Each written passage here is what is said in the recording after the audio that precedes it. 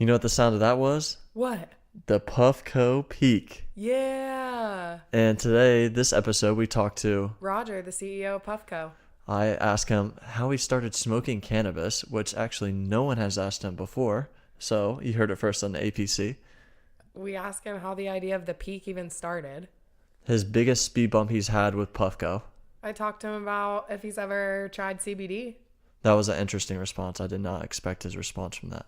I asked him his favorite strain. I'm so excited to see him at Peak Day. So he talks a lot about what that event's all about, and it's coming up March 9th. Also, I asked him what keeps him driven and inspired. And another crazy part was we asked him if he's ever gotten his parents or his family high. That was quite funny. And two things you need to know about atomizers.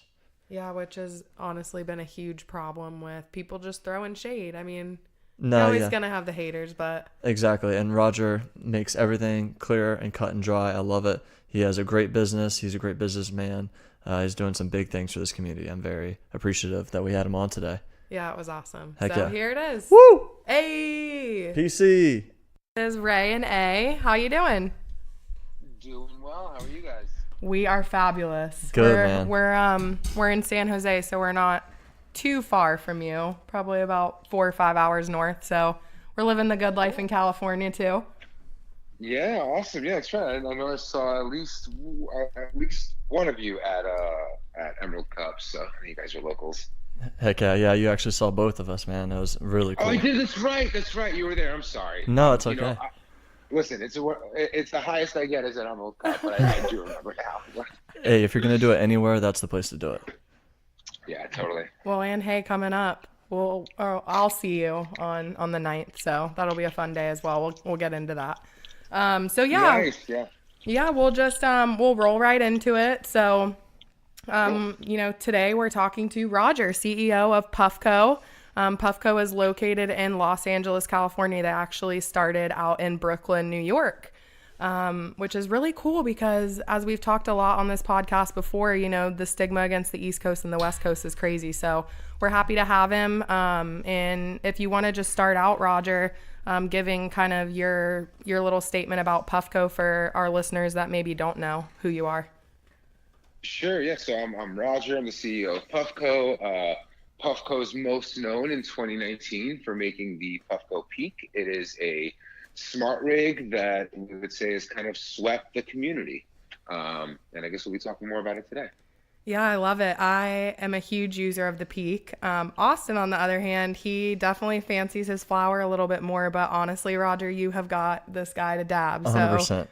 I heck was yeah. I was Awesome. not into it at all before. It kind of scared me away, the whole lighting it with the torch and just the dabbing traditionally versus the new age. Man, she really put me on, and this tool, this amazing device, really has changed the scene, man. Like you said, it swept everyone by a storm. I love it.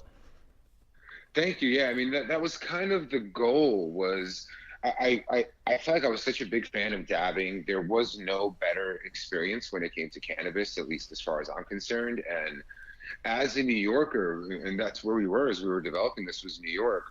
You can't have a torch around. I mean, Avi, our head of product development, whenever he would be dabbing at home and his roommate would come home, he'd say, "Dude, can you do that somewhere else? Like, I'm trying to bring friends here, and they're gonna think we're crackheads." So and you would have this like the best experience to me ever in cannabis was now quickly becoming like the most stigmatized off-putting thing. And so like the limitation wasn't just the learning curve of how to use it. It was the fact that it wasn't even inviting you to attack that learning curve. So I'm really glad that, even if you're still an everyday flower smoker, I am too. I finish every day with a joint, mainly because I miss cigarettes so very much. But I appreciate that, you are dabbling in concentrate these days. Heck yeah, man. And that actually brings up a good question for you. When did you start smoking cannabis? For me, it was after the military, so it's quite a bit of different story from probably you on the East Coast, but I'd love to hear when you started. Yeah, shit. You guys are the first ones that I think have actually publicly asked me that question. And yeah, I'm gonna answer it without checking with my lawyer first. But I was a teenager, like just became a teenager. I was 13 years old, I think. And yeah, I went over a friend's house, and he rolled a joint, I think, and I took a few hits, and I was definitely young because it had really impactful effects, and that was the first time I did it. And then I definitely did it more than I would recommend any teenager do it. Period. So yeah, very very young age, too young in fact. The Well, I difference, mean, I think, yeah, is and that. it is a little bit of relatable for some people, and I'll share this with you. Honestly, my mom told me this past Christmas, and cannabis has been something I've recently opened up to her about, that her first time was in middle school. So I thought that was pretty interesting. But Yeah, I yeah. mean, it seems to be the case for a lot of people. A lot of people I know started at an early age, and I agree that it can impact the development of a young mind, and I wouldn't advise any young person do it. But um, it is odd, like those are the most traumatic years, I would say, and it's interesting that cannabis helps with trauma. So I'm not endorsing it or enabling teenage use or anything, but I meet a lot of people who started at around the same time as me. Well, you know what? You look like you're doing a-okay, brother. So that's a great thing. Thanks. Uh, Yeah. I didn't turn out to be a fuck up, which is great. yeah, exactly, man. It's all about But who you put yourself around. I still got plenty of time though. There we go. Heck yeah. Well, so Yeah. let me ask you this, and this is something that I had just recently been thinking about with CBD becoming legalized. Of course, hemp, and we in the cannabis community are always going to recommend cannabis derived over hemp derived. But with that being legal from a national standpoint, I mean, do you see that as something that could help the peak? Because I personally like to dab CBD out of the peak. Has that been something you've tried or something you've thought about? I don't dab a lot of CBD, and I really don't consume a lot of CBD unless I feel like I have some type of inflammation that it could help. And the main reason for that is because CBD gets me so hungry. Every time I have a pill, like in the morning when I'm not feeling well, or I feel that it could help me in the day.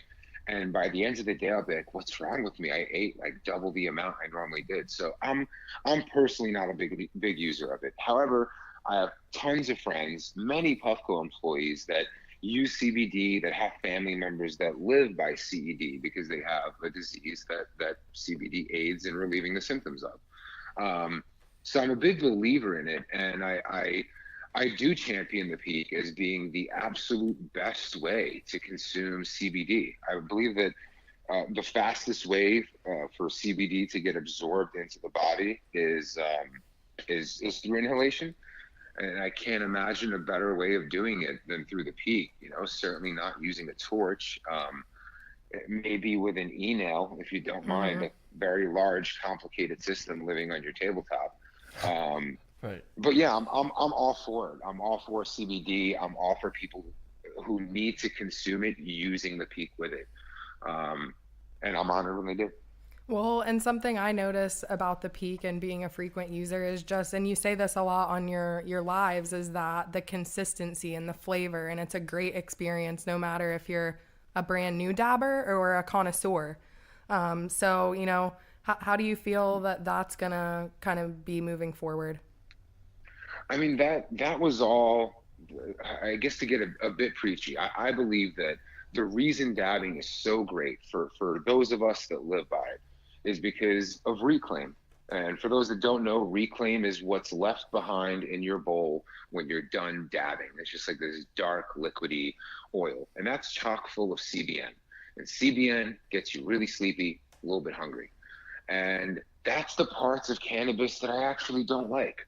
I don't want to take a joint and go to sleep. I wanna smoke and create, or smoke and do, and go out and do stuff and see things. And dabbing is something I can do all day, every day, without slowing me down, without making me dumber. And so yeah, I just believe that it is the experience everyone would choose if it was easy enough to do it. And the flavor and the vapor are, I forget the vapor, the flavor is what makes it so inviting. I was at my mom's house and her boyfriend was there. My mom hates weed. Like she's more okay with it these days, but not really. She's, immigrant from Russia. Like, to her, it's the same thing as heroin or cocaine. Wow. And she's been very supportive of my career and everything I've done. And I was over her house in Staten Island with her boyfriend, and I was like, I'm going to go outside and smoke. And he was like, you could do it in here. It's okay. He was kind of interested in seeing how my device worked. And I put some 710 Labs Sweeties hash in there. And as soon as he smelled it, he was like, whoa, that doesn't smell like any kind of cannabis Not I've at smelled in my life. all. And it's not because of the strain. It's because it doesn't smell like smoke. It wasn't something that pushed you away with intensity. It was very sweet and aromatic and seemed low intensity to him. And then for the first time ever in his life, he was like, I want to try that. And my mom gave him the craziest side eye. And I was like, don't worry, I'm going to give him barely anything. I promise he won't feel it. And that's exactly what I did. I gave him a small hit on blue. He got some vapor. He got a ton of flavor. And even though I think he went and cleared out the fridge after, in his mind, he was like, I didn't really feel very much from that. And that, to me, is exactly what's going to invite users into the space. Is you can go in as deep as you want. And if you don't want to go very deep and you want to start off slow, that's exactly what you get with the blue option. So yeah, it's been important to me that we show people the power of concentrates, not in strength, but in experience. And to do that, you have to make sure to give them a consistent experience every single time. And of course, the Peak makes it easy for you to do that on your own. But I love, the culture that you have created with PuffCo and with the Peak. And, I think it is important to be able to demo the product. And I love seeing you guys at events and Peak Day coming up. Talk a little bit more about that. I mean, do you think that's an area of improvement for the company just because it's a hard product to understand just seeing it on the shelf? Yeah. I mean, you're not somebody who, I don't think there's going to be somebody who's never ever dabbed before, buying concentrates for the first time, getting a Peak for the first time, reading the instructions, who's just going to be able to easily jump into it. It's totally possible. It happens with many people. I think there was a recent awesome article written about us, and that person didn't hit us up for any information, got everything from the instructions, and wrote an amazing article about us. Wow. That was Forbes, correct? That was Forbes. Awesome. Oh, hey. And so like that's, it's awesome to see that people can kind of just jump right in. But that's one of the reasons that I'm so supportive of the PuffCo and the Peak community, is because everybody's educating each other. And the more we tie the community into each other, the more they grow each other, the more artists rise out of it, the more times somebody has an issue, they'll tell them directly how to fix it. I mean, every time I do a live and I give atomizer tips, there's always people that spread that information. And as soon as somebody's having an issue, they'll tell them, hey, this is where you went wrong. And guess what? Even though they don't warranty it, if you email them and you're transparent about it, they'll give you a one-time courtesy. Yep. All of that stuff spreads because I talk about it. And as far as education goes, it's absolutely important, but the community is getting so big so fast that I don't want to say it hasn't been a priority for us, but that's not what Peak Day itself is about. For me, Peak Day is, there are so many, our community is growing so much, and all of us just kind of see each other online. And the Peak is really disruptive technology. And anytime there's disruption, there's people that love that disruption and there's people that fear that disruption. Yep. And I wanted to make sure that the people that love that disruption can all be in a room together around each other, enjoying the thing they love together. And that's why it's not really, we're not bringing them together to sell them anything or to teach them anything. We're bringing them together because we want to see them in a room together for the first time ever, because they're all so spread out. So that really is the goal. It's a birthday party for Peak users. I'm very excited. 1 year anniversary. Okay, I love it. Yeah, we're excited you're going to be there. Maybe A can come through also. Hey, yeah. there we go. I am speaking of community, man. I think one of the coolest things was at Emerald Cup. Just like you said, you have your customers and your fan base, and that it's all a whole culture, and everybody's dabbing at the event, and it's all based around the culture that you've created. Speaking of that, how important is interacting with your fan base and customers like on a regular basis? I mean, for me, I've always been a really private person, like Hmm.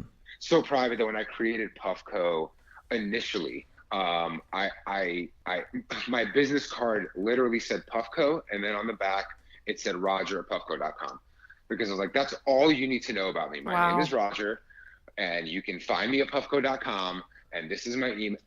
I don't like being out there. But last year when we released the Peak, there were so many rumors about what we were. People Hmm. were calling us a Chinese company that were here to destroy just so much Horrible. crazy, yeah, flat Yeah, it's fucked earther up. type bullshit. Um, and now for me, the Instagram Live feature was just recently rolled out, and I forgot what it was that prompted it, but I was just like, fuck it. I'm just going to go on live, and anybody who wants to ask me about any of this inflammatory bullshit, go ahead. And Smart. I think if they just hear my perspective, that they'll know we have good intentions. I mean, we made a platform for glass art, and they're saying that we want to destroy functional glass art. How can that be? Right. Who else would have invested literally my last company dollars, the absolute last of my dollars, in developing the PuffCo Peak so it can be a platform for artists to reach people that would have never consumed concentrates in any other reality? How is that going against the community? And so for me, it's my way of battling any and all misinformation out there. I'm the owner of PuffCo. We have no investors. I don't serve shareholders. I serve the community and I serve my employees. And if everybody hears that and gets to ask me questions, well, if they choose to believe rumors instead of the things that are coming out of my mouth, those are people I would have never won over. And I'm okay with Yep. that. Yep. Yep. But the people that just want to know, what's up, man? I'm hearing these fucked up things. What do you have to say about it? Ask me. Glad to talk about them. I love it, dude. And it's worked for me. I mean, it's something that I now itch to do every single day. And there are days where I'm not feeling super creative, or I've had a stressful day at work, and I know I'm not going to be able to be like funny or just have any type of, whatever, attractive personality that day. Hmm. And those days are kind of rare, but for the most part, every day I'm with it. Every day I get to speak to people in the community, hear about what they think, learn their names, have inside jokes with Yeah. everybody who goes onto my lives. I I I love you guys. Well, It's weird. I don't feel like anybody that looks up to me makes me uncomfortable. It's like, what do you mean? We're all the same. We yeah. all fuck with the same thing. It's not like I'm different than you. I just happen to be a person who helped bring something cool into the space, but we are all passionate about good hash. We're all passionate about innovation, and that's why it's so easy for me to connect. It's not a front. It's the people I've been connecting with for the past 5 years. It's just now I happen to be selling them something as well. Well, and that's what I've always loved, excuse me, about the Peak and the company and your, transparency with it, is because nowadays people's perception on social media is that everything is perfect, and you don't have to always have a cheery attitude all the time. People want to see the more realistic part of life. And I mean, I even love when you have Kevin on or Chelsea on, or people at PuffCo are in the background dancing in the windows. Like, it's awesome. Yeah, we have a good time. There's some debate on whether stupid ass question time should continue or not. But we have fun, and I treat the viewers of my live as if they're just my friends, and the way we behave on live is exactly the way that I behave off camera with them. And Yeah. I think it's weird for like some of the newer employees to see, because, and not that I'm definitely far from the most professional guy, but I'm more mission focused when I'm not on live. And as soon as live comes on, I'm like this silly, joyful, playful guy, because that's what I am when I'm not working on my mission. Yeah. But that's just in almost all cases, me being me to a fault, to my girlfriend messaging me, stop it, to my lawyer recently telling me, like, you need to stop talking two sentences early about every single time you're passionate about something. That's funny as hell. But you know, it's me. I hope to get better at it, and for now, it's still at the point of being fun. I fear the day when maybe it'll become a drag, but I don't see that coming anytime soon. Definitely, man. You're just genuine, and we love that about you. Thank you. Heck yeah, man. Thank you. What I know you talked about kind of like some of the you don't wake up every day feeling the best. What keeps you driven and inspired, man? I mean, I spent I didn't grow up like I grew up actually quite poor, and I spent most of my life trying to find ways not to be and not succeeding at it.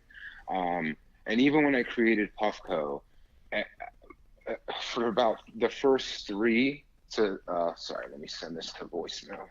Yeah. For the first 3 to 3.5 years, I wasn't the happiest with PuffCo. Now, like, I'm winning the best Vaporizer of the Year award by High Times. Yep. Absolutely killing it at life, growing my company, doing things I could never do. I'm a New Yorker, causing waves in the national cannabis industry. We're not supposed to win. We're the ones that have like been not oppressed the most, not like people in the South, but it's tough to rise in New York in this space. Yet I am in constant fear of the day it's all going to go away, and constant fear that I'll be in the really fucked up situations I was in when I was younger.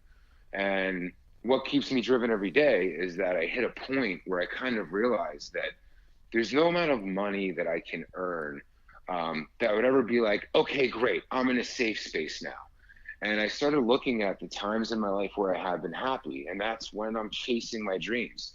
Catching my dreams is a short-lived moment. Yep. You know, like releasing the peak and everybody, you know, loving you, the videos and being all that's short-lived. Now we have to release it and deal with the feedback from the initial release and like go through all the shit. And that's actually the exciting part for me. The getting your dreams, the getting to the milestone, it doesn't get me off like it once used to. And so what gets me up every day is that I get to get up every day. I get to go into work. I hire people that are all insanely smarter than me. They all teach me things. They come from the biggest product companies in the world. They're some of the coolest people teaching me the coolest shit, connecting me to the coolest places. And they're all on the same mission as me. And they care just as much as I do.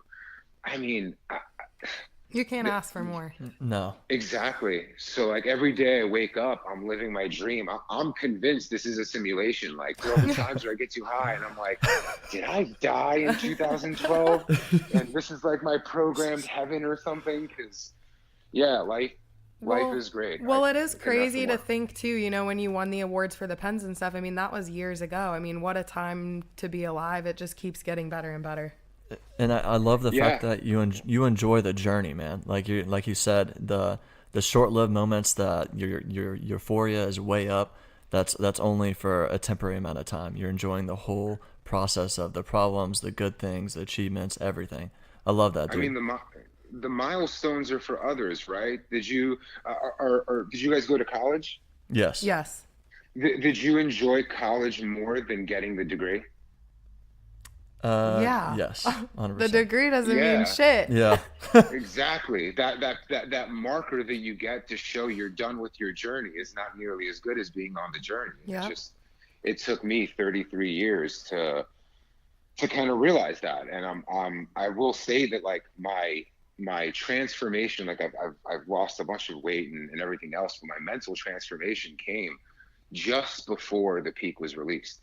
And by the time the peak was released, I was as happy as I am today and as fulfilled as I am today. And everything that's happened in the past year hasn't grown my fulfillment anymore. I couldn't love it any more than I did in January of 2018. And I love it just as much today. Just it's hard to love this life anymore. That's beautiful, man. Speaking of your journey, dude, can we take it all the way back to the beginning of your journey and how the idea of just the peak started. Like what did you smoke a big joint? You're like, damn, this is what I'm thinking about. Like how did that start? Like that's a beautiful thing you've done. So Um, so the first drawing of anything close to the peak was actually before we released our first successful pens. PuffCo Pro came in October of 2014. The first drawing of an electronic rig was in, I believe, July or August of 2014. Wow. And I didn't have an engineer. It was just me and Chelsea at that point. Like literally no office, nothing. Like doing shit for my backpack and whatever else in my apartment. And yeah, I just love dabs. It was 2014 was the year I stopped smoking weed. Like, do you guys remember there was a period where people were calling weed pre-run? Yeah. You remember that? Yeah, like I was one of those people for sure. Smoking weed was stupid to me. I was still smoking cigarettes, so like I didn't need smoke like that in my life any more than I was getting it. But dabs were so flavorful and so perfect, and low temp dabbing was just kind of like hitting the scene. And for me, it was just we're working on a pen. What if we were to do something crazier and make an electronic rig? And wow. at that point, it had looked like those standard e-rigs that you've seen with a million companies logo all over it, those like skinny tall ones. It was exactly that drawing, but with like a bag on top, because I didn't know any better at the time. Wow. So yeah, it was really simple and really basic, and just like, this is something I love. It would be cool if it wasn't so intensive. And then the peak came to be because I released the Pro 2. We released the Plus, which was our first coilless vaporizer. It was really the first coilless vaporizer where absolutely nothing was touching any metal. Every other one, the oil would fall below and get to the lead wires. This was truly a portable pocket banger, and that's how he framed it. Well, we did that because we believed in it, and we wanted an extremely portable dabbing system, and the pen shape is what we knew. Unfortunately, people that love coils were like, it's okay. Yeah. They didn't care about flavor. If you like coils, you don't care about flavor at all. You care about big vapor, and you care that it's going to get you like a red hot dab does. The Plus doesn't do that. The Plus gets you the same exact feeling that a low temp dab does. And so people started saying they missed the Pro. We didn't want to sell coils anymore. But finally, I just gave in, and I was like, fuck it. Let's just knock out a Pro 2 and make something that they can be happy about now. And it's not something I would ever use, but at least the customers will be happy. And that was one of the biggest mistakes I made in PuffCo history. The Pro 2 made us millions of dollars. It was extremely successful, but it took my soul. And I was now in a position of selling something I don't believe in. That's not why I created the company. That's not why I gave it every last penny I had, every waking moment I had, the last bit of sanity I had. I did it so I could feel like I'm working on something I believe in. And the company started in a weird way. I kept growing the company as if we were going to be massive, even though concentrate sales were shrinking. Yeah. Vape pen sales were shrinking. And I kind of got to the point where I was like, you know what? My last hurrah is going to be working on something I wish existed. And when our head of product development, as soon as the Pro 2 came out, was like, or about a month or two after, once we were done with post development, I was like, let's just do the peak. It's what I hired him for. It's what the dream was. We barely had enough money to make it happen, but we're really, really resourceful and have an absolutely great team. And we were just like, fuck it, let's work on our dream. It's been a dream for a while. I would tell Avi little ideas about it for years on end of like, you need to hold it in your hand like a beer bottle so you can walk around a party with it and just feel social. Like there was so much thought that went into something that you wouldn't want to take your hands off. Yeah. And the entire time we had the thought of developing it for the glass community. We had worked with, or we had reached out to a bunch of glass artists to try to make a top for it. So we could present it to the community as this isn't just an automated dab rig. This is a platform for glass, but all of the glass blowers flaked on us, every single one. Wow. Well, I Yeah, I love the mean, customization. That's, they probably just didn't see it because, I mean, now the glass community is huge. yeah, I mean, at this point, we're assuming that there have been literally tens of thousands of glass tops made for the peak Easily. by different glass artists. So it all worked out, and it was really just a Hail Mary. Do you have a favorite? I've always actually wondered that on the Um, custom attachments. you know what? I have a favorite, and it's the one that I just received actually yesterday from Ryan Fitt. He made one Lion where Ryan. I like that actually. That's hilarious. So Ryan Fitt, he made one that has a Coney Island skyline in it, and it's like it has.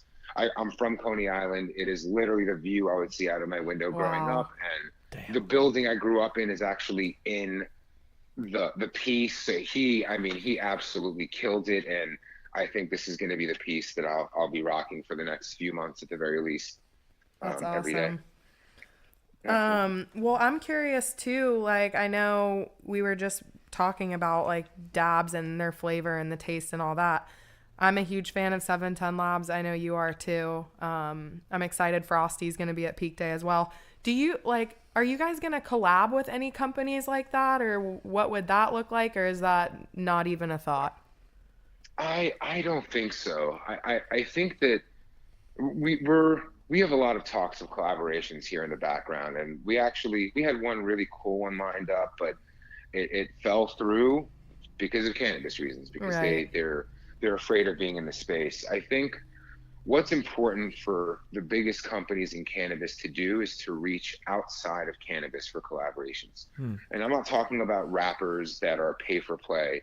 I'm talking about Coca-Cola. I'm talking about Louis Vuitton. I'm talking about, all of the biggest, most established brands in the world, because what we need as an industry is validation.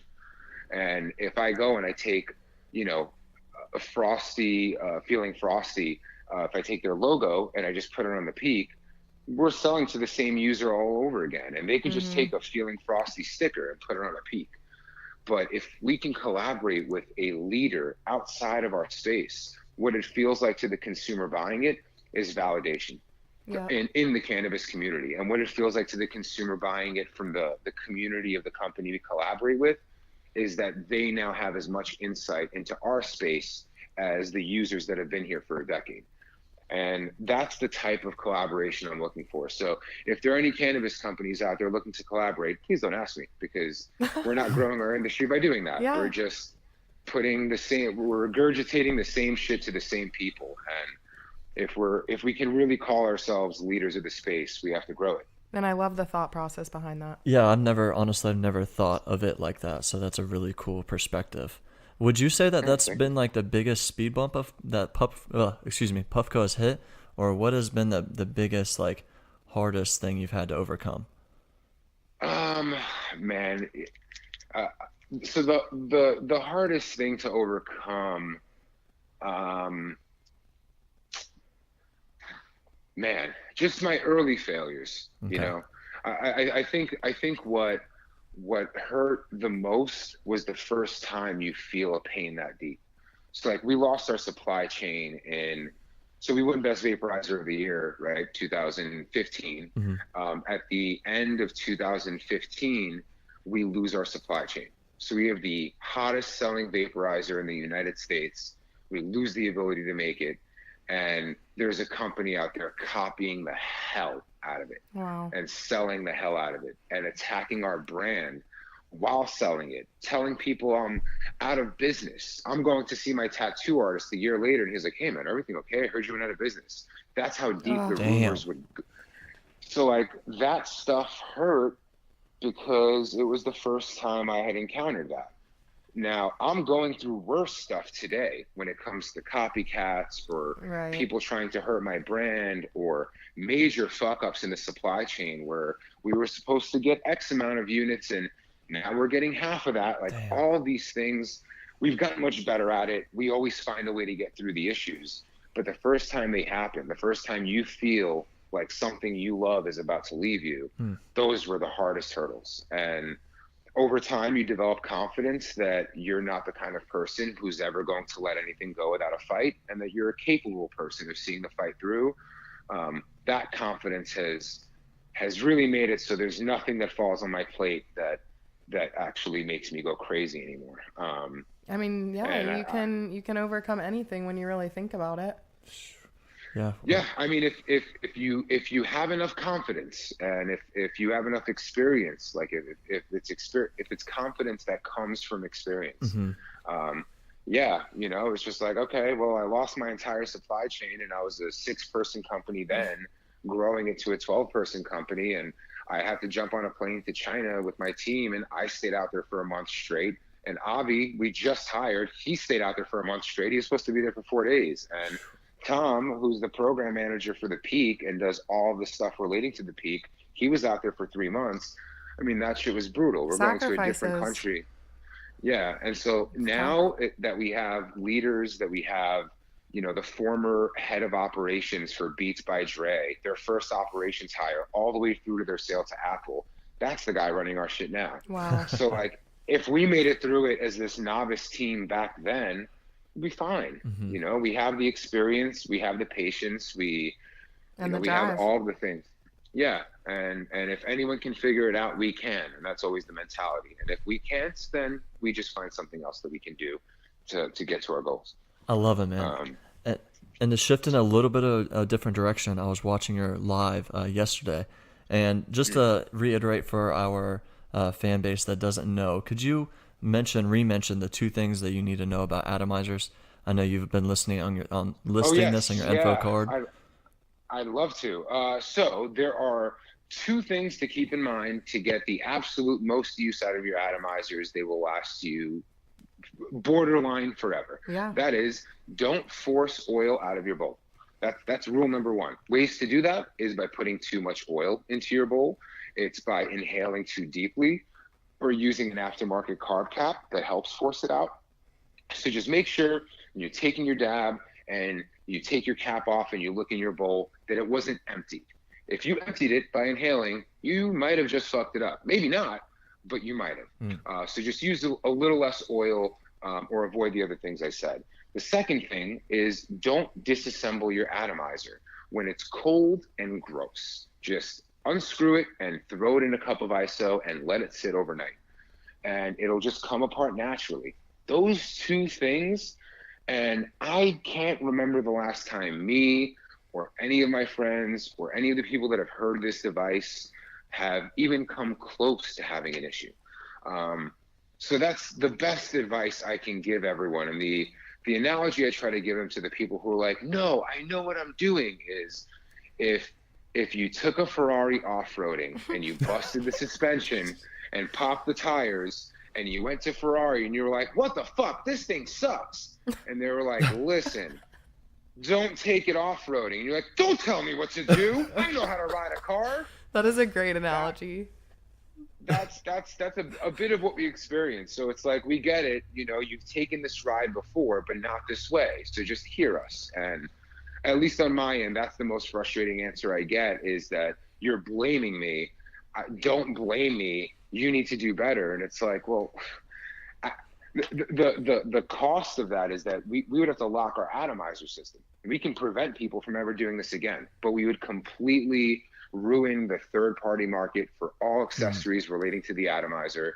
Nobody would ever be able to torch their bowl clean again. Nobody would ever be able to replace their bowl ever again. So we would have to, and there are so many more people that, I mean, it's just, the majority of people are without issues, but there is the small, outspoken bunch. I was going to say the loud, annoying ones. Yeah, and those are the people that are just like, shut up, you need to make it better. And I've made the conscious decision that I won't sacrifice a majority of the community's experience who love the way things are as is for the people who just won't follow our instructions. Good. So if you follow those 2 rules, you will be in the very large group of people that have no issues and have nothing to complain about. Yeah, exactly. Beautiful, man. We only got a couple more questions for you. Don't want to take up a lot of your time, man. But Yeah, no problem. I have a question. Is Shire still your favorite strain? I would say Shire was never my favorite strain, but Okay. Shire was something I was definitely smoking a lot of a few months ago. It's cool. It's definitely something that, it's not that I got sick of it, but there is no concentrate that I could smoke, All the for time. 2 to 3 weeks straight and be like, I can't get enough of this. Yeah. I haven't found one that's done that yet. So Shire is still an absolutely great strain. I love it when I hit it. I am loving pink lemonade these days. I just tried this Mendo Breath or Motor Breath 13, I think. I'm not sure which one. It is the chemiest thing I've ever. Chemiest meaning from like ChemDog strain. Yeah. It is the chemiest thing I've ever hit. And I just love it. In a weird way, it reminds me of Sour Diesel. Sour Diesel is related to ChemDog, even though they taste completely differently. So yeah, that's kind of what I'm enjoying these days. Well, Shire is, I'll get back to. Cool. Yeah, and I know it's hard when like you have all these amazing new hot on the market strains. I mean, you want to try them all, but so I do have a peak. I luckily got to grab one of the white ones, but I was always so interested in the lightning peak, and obviously I know there's some available at smoke shops and stuff like that, but are you guys going to be dropping another lightning? No, so like the lightning peaks, as far as I know, are all fully sold out. Every store, Darn it. yeah, That's awesome, though. website, No, that's awesome. Everywhere. Yeah, that was a really experimental drop for us. Half the feedback from the company was that this is gimmicky and people are going to recognize that as such. And the other half was, and I was a part of that half, this is the coolest thing I've ever put in my hands and never want to stop using it. So it was really about doing a small release, seeing if people love it, and if they love it, planning a larger release. So that is coming. We will not be releasing the same colorway of the Lightning, but I would say in the next few months, people will see a new Lightning appear. Oh, man. Stay tuned, y'all. All right. Well, cool. I think that's all we have for you, Roger. If you want to just let the people know the best way to find you. Yep. So you can follow PuffCo on Instagram by just going to PuffCo. If you're curious to watch my lives, my Instagram is Jolly Roger NYC, ROGER, no D in Roger. And of course, if you want to get any PuffCo products, puffco.com is where to go. Roger, thank you so much for your time, man. I love your product. I love the way you do business. I love you as a person, man. So keep doing what you're doing. And yeah, we'll see you at Peak Day. Yes.